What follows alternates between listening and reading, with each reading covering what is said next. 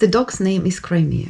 He is sitting over the ruins of his house. Under the rubble, 4 people died. A woman, her mother, and 2 children. Russians killed them. The Russian missile hit directly the house. The dog is crying.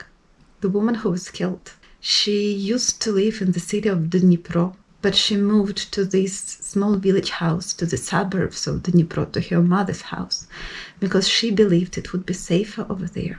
But it wasn't, because the Russian missile hit the house directly and killed all people inside.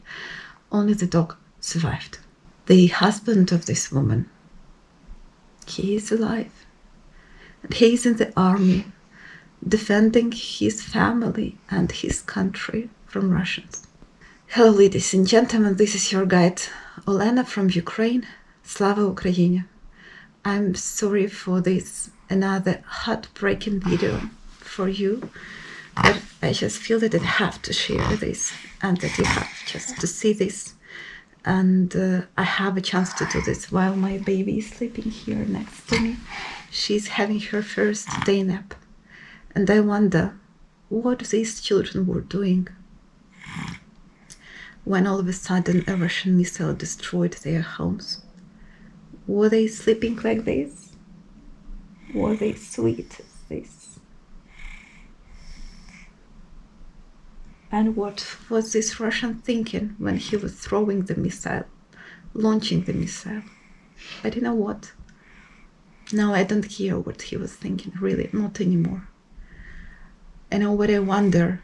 I wonder how much more tragedies, how much more war crimes will we let Russia commit on our planet Earth? It is insane. The full state with the armed forces and with the nuclear weapons is in the arms of the crazy terrorists. And he's still acting, he's still killing, he's still destroying.